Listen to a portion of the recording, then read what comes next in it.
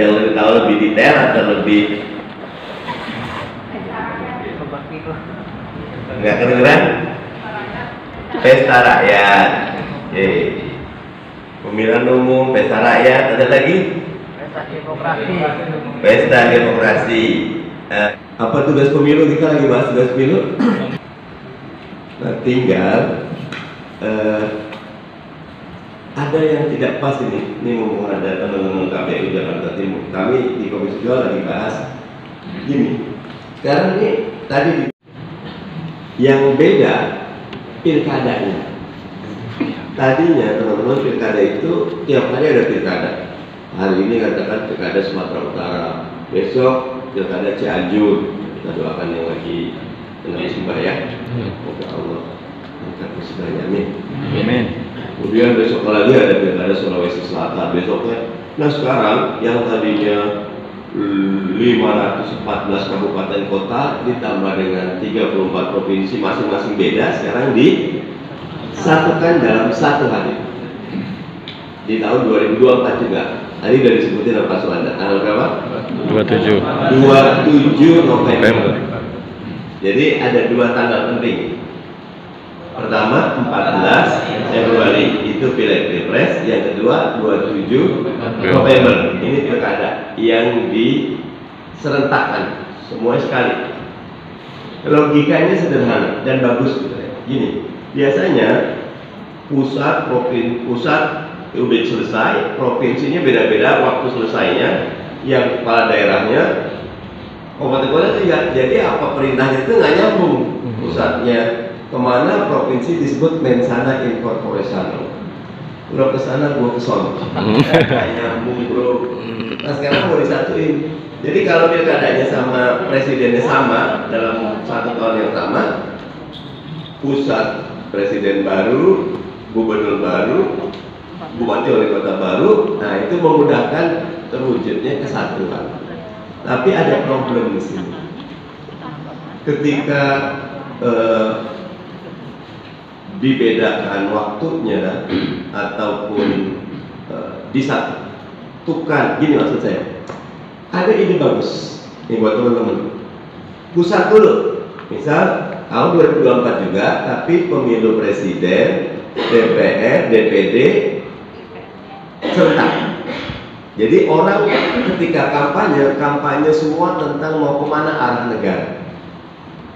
3 bulan kemudian baru pemilu kepala daerah provinsi dengan DPRD provinsi. Nah nanti diskusinya itu tentang DKI mau kemana nih kita, siapa yang cocok ini. Nah jadi akan ada kabupaten kota sama bupati wali kota dipilih. Nah itu kita bicara detail. Nah kalau pusat duduk sendiri, provinsi sendiri, kabupaten sendiri, itu diskusinya menjadi lebih dalam. Orang akan lebih mikir siapa yang cocok. Kalau sekarang nih nggak jelas. Pusat semuanya perbincangan cuma ke pusat, provinsinya nggak dibahas, kabupaten kota nggak dibahas.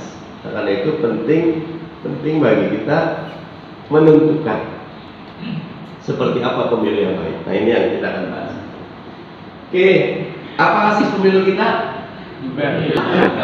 Makanya ditambahin biar nggak luber golkar terus, tambahin jurdil. Apa jurdil? Tadi. Nah selain KPU kita punya juga Bawaslu. Slide berikutnya. Nah ini apa sih langsung setiap orang, teman-teman sekalian, ini berat buat teman-teman KPU.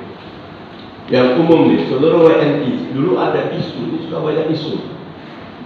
Wah, KPU membolehkan orang gila memilih, kan ada kasus tuh. Iya. Karena aturannya seluruh WNI yang memenuhi syarat, dan syaratnya umum aja, usia 17 atau sudah menikah. Ada yang umur Indramayu umur 12, 13 udah nikah ya. Itu berhak juga karena udah menikah. Nah, punya hak memilih.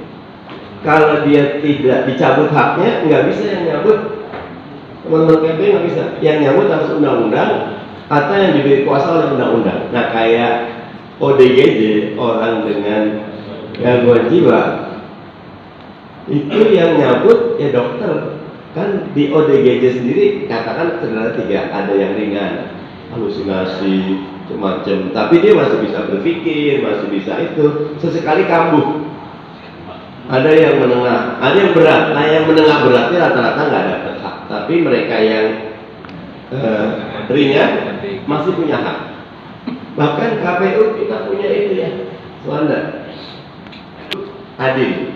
Nah, teman-teman sekalian, ini perlu untuk betul-betul kita jalankan Luber dan Jurdin ini. Slide berikutnya.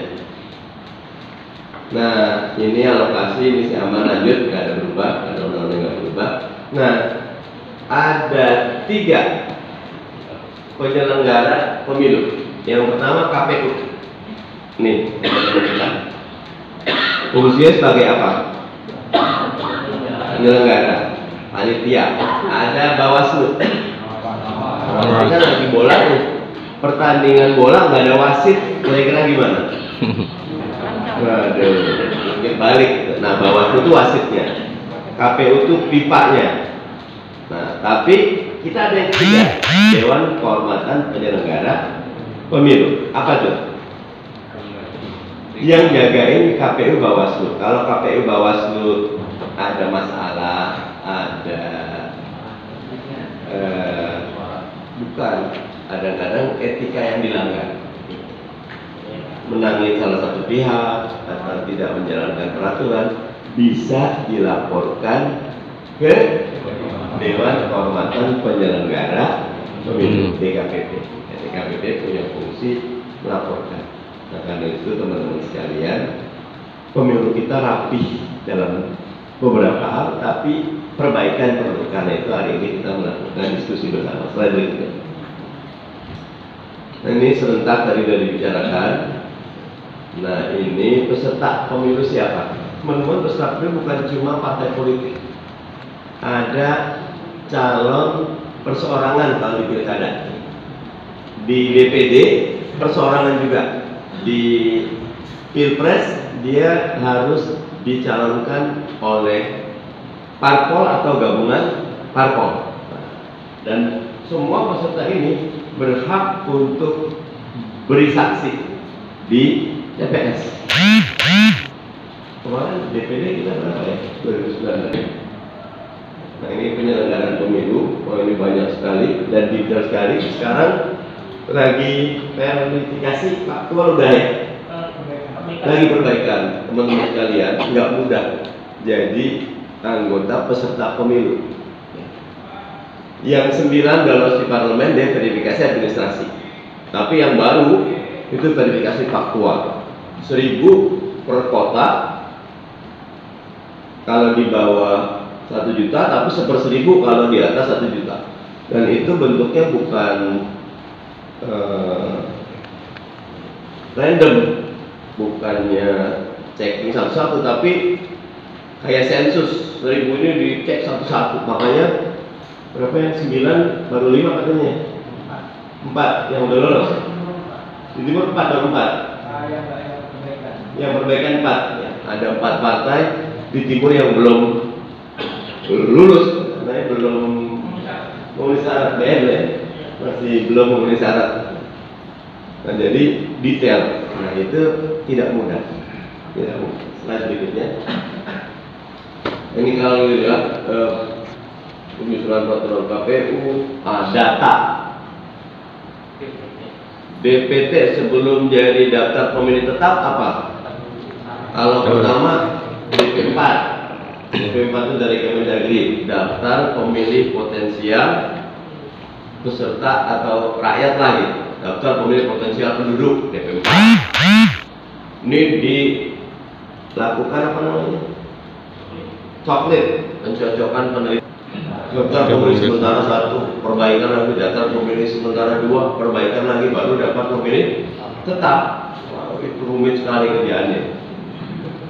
Nanti ini calon anggota DPR, DPRD, DPR, wah itu dicek lagi tuh persyaratannya 1001 itu. Terus masa kampanye. Nah, masa kampanye kita sekarang pendek. Tadinya 120 hari atau 4 bulan. sekarang dijadikan 75 hari saja, dipendekin masa kampanye biar enggak udah pandai pemerintah Indonesia. Tetapkan pemilu pelaksanaannya 14 Februari. Nah, akhirnya 15 Februari. Nah, ini gambar. Slide berikutnya. Nah, nanti ada janji DPRD kabupaten kota masing-masing sesuai masa berlakunya, ada yang September, ada yang Agustus. Nah, provinsi, DPR, presiden insya Allah 20 Oktober. Oke. Nah, terakhir kan kita punya 3 ya. Pileg. Kalau tertutup milih partai aja. Calonnya nanti dipilih partai melalui pemilu internal. Kader-kader yang calonnya bagus-bagus dipilih sama kadernya. Jadi setiap yang jadi caleg atau caleg akan dekat sama kader karena dipilih di internal. Kalau sekarang proporsional terbuka, nggak kenal kader juga nggak kenapa yang dipilih. Yang penting suaranya banyak, bisa pakai macam-macam lah.